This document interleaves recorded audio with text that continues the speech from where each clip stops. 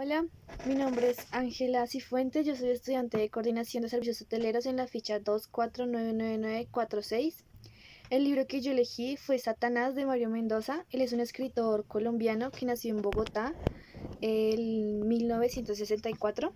Estudió literatura latinoamericana en la Pontificia Universidad Javeriana de Bogotá, donde ejerció también como profesor, al igual que en la James Madison University en Virginia, Estados Unidos.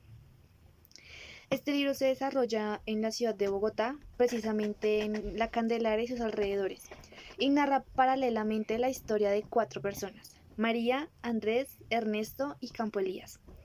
La historia de María. María era una chica de bajos recursos, huérfana, que trabajaba en la plaza vendiendo tintos y aromáticas, pero esto pues no le ayudaba para convertirse en una profesional. Su belleza era tanta que recibía a diario comentarios lascivos y un tanto grotescos. Ella ya estaba cansada de ese tipo de vida hasta que un día llegó Pablo y Alberto, amigos conocidos de ella, que le ofrecieron un trabajo que consistía básicamente en seducir, drogar y robar hombres ricos. Ella aceptó, ya que estaba cansada de los malos tratos que se le daban en la plaza por parte de los hombres, y empezó a trabajar. Todo iba muy bien hasta que un día, una noche, ¿no? Ella salió de un bar y se dirigía hacia su apartamento. Para esto tomó un taxi. El taxista se desvió del camino, recogió a un amigo y llevó a la chica hacia un potrero, en donde abusaron de ella ambos hombres. Cabe aclarar que ella era virgen. Ella, después de todo esto, quedó como en cierto estado de shock y le pidió a Pablo que la ayudara con su venganza. La venganza de ella era matarlos y ella estar presente el momento en el que los mataran.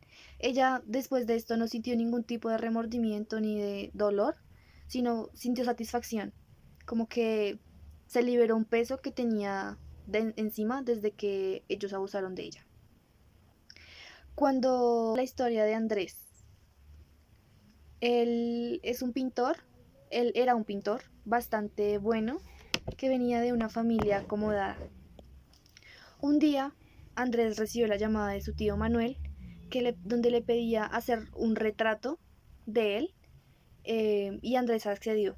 Él lo citó 2 días después, y cuando llegó el momento de hacer el retrato, él estaba pintando la parte de su cuello y digamos que a Andrés le dio un calambre muy muy fuerte en la mano que le sacudió al mismo tiempo todo el cuerpo. Su mano se empezó a mover sola y empezó a hacer como círculos, formando un torbellino en la garganta de su tío Manuel. Cuando él terminó, su tío Manuel quedó encantado con la obra. No le vio nada raro. Él le preguntó por qué lo había pintado y Andrés solamente le dijo que no sabía, que así había salido. El tío se fue encantado con la pintura y a los días siguientes llamó a Andrés diciéndole que por qué había pintado el retrato de esa forma, o sea, como con ese torbellino en la garganta.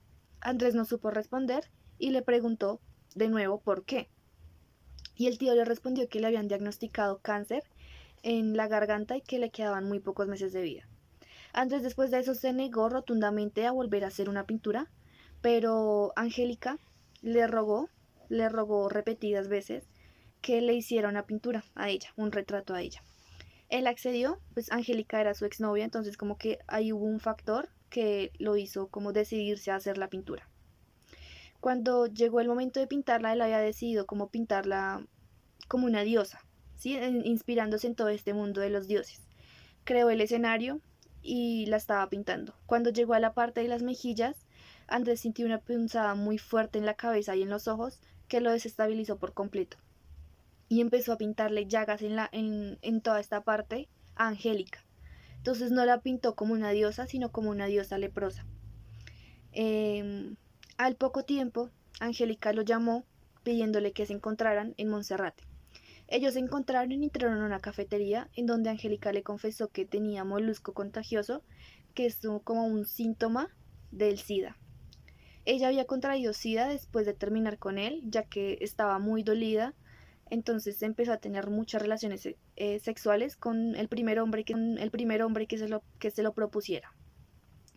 Cuando ella le contó esto a Andrés, Andrés como que sintió mucha ira, mucho dolor, mucho resentimiento y mucha tristeza, pero al mismo tiempo el imaginarla con otros hombres le provocaba cierto deseo y cierto amor. Andrés le dijo que iba a estar con ella en todo el tratamiento y así fue una parte hasta que digamos que Andrés le propuso a Angélica tener relaciones, tener intimidad. Ella no quería porque no quería contagiarlo, pero pues él le prometió cuidarse. Así que ella le creyó, confió en él y accedió. En medio de la relación, Andrés se retiró el condón, quedando expuesto totalmente al virus. Cuando Angélica se dio cuenta de esto, pues ella se sintió ofendida y en cierto modo traicionada. Entonces le pidió a Andrés que no la volviera a buscar, que no la buscara, no la llamara, no le hablara, que se olvidara por completo de ella. Andrés pues pasaron unos días, pensó, se sintió mal, la buscó, pero Angélica ya no quería nada con él, ya lo quería olvidar por completo, quería solamente salir de la enfermedad y salir adelante. Andrés como que digamos en ese momento le dio mucha ira, como que le entró un demonio y la empezó a tratar bastante mal. Y hasta ahí fue la comunicación con Angélica. Días después él se sentó y quiso imaginarse cómo sería un autorretrato de él, entonces se sentó al frente de un espejo. Él se imaginó en ese momento con 2 disparos en la cabeza y chorreando mucha sangre. Ahora va la historia de Ernesto. Ernesto es un padre que tiene su iglesia en La Candelaria. Es un padre muy querido ya que es muy respetuoso, es muy amable, es muy amistoso. Es un buen hombre. Todo el mundo lo veía así. Hasta que un día llega un señor a la iglesia y le pide en cierto modo ayuda ya que tiene pensamientos homicidas y suicidas, ya que él perdió su trabajo, perdió a sus suegros, perdió como su sustento, por decirlo así, y tiene que ver a su esposa y a sus hijas pasar necesidades, pues pasar hambre, pasar frío, y él dijo que ya no quería verla sufrir más, entonces pensó en acabar con sus vidas para acabar con sus sufrimientos, en matarlas. El padre Ernesto lo único que le dijo fue pues que por favor no lo hiciera, que él iba a tratar una forma de ayudarlo, que si necesitaba ayuda que lo buscara a él. Entonces le dijo que fuera en la tarde. El señor accedió y se fue tranquilo. El padre Ernesto fue a buscar a un amigo el cual le dijo que no se preocupara, que estaba sobreexagerando las cosas, ya que el padre Ernesto le había dicho que en él sentía una presencia bastante oscura. El padre Ernesto cuando iba de vuelta a la iglesia vio que había mucho escándalo y que una señora le pedía que por favor regresara rápido a la iglesia. Él cuando llegó vio al señor tirado en el piso, manchado de sangre, pues supuso que había hecho lo que le había dicho al padre.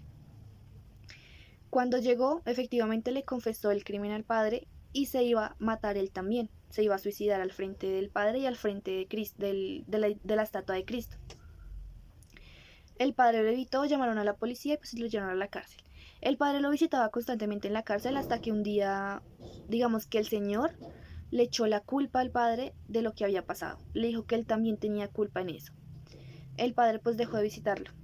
Hasta que en un momento llegó otro caso de, digamos, posesión, en donde una niña de aproximadamente 13, 14 años estaba poseída por un demonio. Él no creía mucho en esto hasta que la madre le mostró que no era nada ni psicológico, ni psiquiátrico, ni mental, ni nada por el estilo. Entonces él accedió a visitarla. Cuando fue a visitarla, la niña se le insinuó sexualmente bastantes veces y le echó la culpa al igual de la muerte de la esposa y de las hijas del señor. Um, Él salió de la habitación que, por cierto, olía bastante mal, tenía un olor alcantarilla.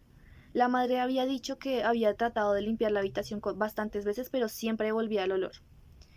El padre salió, habló con la madre, dijo que iba a mandar el caso al Vaticano para intentar que mandaran a alguien experto en exorcismos. Dejando de lado el caso de la niña, el padre estaba empezando a sentir cosas por Irene. Ella es la chica que le ayuda en la iglesia y han estado teniendo intimidad desde hace bastante tiempo. Él ya quería como salirse de toda esta parte del sacerdocio porque él ya no creía en la humanidad. Él ya decía que la humanidad estaba sumida como por una fuerza más grande que Dios, o sea, por Satanás. Él quería formar una vida con Irene, ¿no? Él ya quería casarse, quería tener hijos, quería estabilizarse. Así pues para esto tenía que salirse del sacerdocio. Así que él había tomado la decisión de por Irene y por él eh, renunciar. Fue a donde el, el obispo de la ciudad le entregó su carta de renuncia y fue a mirar cómo iba el proceso de la niña. Lastimosamente la niña no obtuvo ayuda, ya que el Vaticano se negó a ayudarla. Lo único que le dijo fue que hablara con la madre para que la internaran en un psiquiátrico. Y aceptaron su renuncia. Cuando él fue a hablar esto con Irene, Irene pues en cierto modo se sintió culpable, pero también se sintió feliz porque iban a como comenzar su vida desde cero juntos. Ahora va la historia de Campo Elías. Campo Elías es un excombatiente de Vietnam que después de salir de esto quedó como un poco traumado, pero no traumado en el sentido de que tenía miedo, tenía paranoia ni nada de eso. Él lo que sentía era que extrañaba esta vida. Extrañaba el disparar un arma, extrañaba el estar en campos llenos de cuerpos. De hecho, él cuando dormía soñaba que estaba en campos de guerra. Él odiaba a su madre debido a que su padre falleció, o sea, no falleció, se mató, pero él le echa la culpa a su madre ya que en el pueblo se rumoraba que había sido por un lío de infidelidades de parte de la madre. Entonces él toda su vida, desde que su padre falleció, odió a su madre, la trató muy mal y etcétera. Todo esto lo llevó a convertirse en un ser humano horrible. O sea, los vecinos lo odiaban porque era muy egocéntrico, era muy altanero, era grosero, era arrogante, era una persona horrible. Él siempre tuvo como este pensamiento de matar personas, hasta que un día como que tuvo la valentía de hacerlo, pues según él tuvo la valentía de hacerlo, y se arregló, se puso su mejor traje, arregló su arma, la enfundó, envainó su navaja y salió en dirección primero a la universidad, en donde estaba a punto de graduarse, a hablar con un chico sobre libros. Después de esto fue a la casa, al apartamento de la chica en donde el Satanás. Él quería formar una vida con Irene, ¿no? Él ya quería casarse, quería tener hijos, quería estabilizarse. Así pues para esto tenía que salirse del sacerdocio. Así que él había tomado la decisión de por Irene y por él eh, renunciar. Fue a donde el obispo de la ciudad le entregó su carta de renuncia y fue a mirar cómo iba el proceso de la niña. Lastimosamente la niña no obtuvo ayuda, ya que el Vaticano se negó a ayudarla. Lo único que le dijo fue que hablara con la madre para que la internaran en un psiquiátrico. Y aceptaron su renuncia. Cuando él fue a hablar esto con Irene, Irene pues en cierto modo se sintió culpable, pero también se sintió feliz porque iban a como comenzar su vida desde cero juntos. Ahora va la historia de Campo Elías. Campo Elías es un excombatiente. Campo Elías Delgado, él es un excombatiente de la guerra de Vietnam. Cuando él salió de todo esto, cuando se retiró, él se dedicó a ser profesor de inglés, ya que su inglés era bastante bueno. Él, digamos que quedó con ese trauma, pero no ese trauma de la paranoia posguerra, sino de que él quería volver a sentir eso. Él quería volver a estar en los campos de guerra, él quería volver a disparar un arma. De hecho, cuando él dormía, él soñaba precisamente con campos de guerra, con personas eh, muertas o él matando personas. Él odiaba a su madre porque él le echa la culpa a ella del homicidio, del suicidio de su padre, ya que en el pueblo se rumoraba que todo esto había sucedido por infidelidades de parte de la madre. Él todo el tiempo tenía como este pensamiento de matar personas. Siempre estaba en su cabeza la idea de matar gente, de revivir como todo esto que le había pasado en la guerra de Vietnam, que pues a él le satisfacía. Hubo un punto en el que como que según él tomó la valentía de cometer homicidio y suicidio al tiempo, la verdad. Entonces ese día él se arregló con su mejor traje, arregló su arma, la dotó de balas y guardó su cuchillo, su navaja.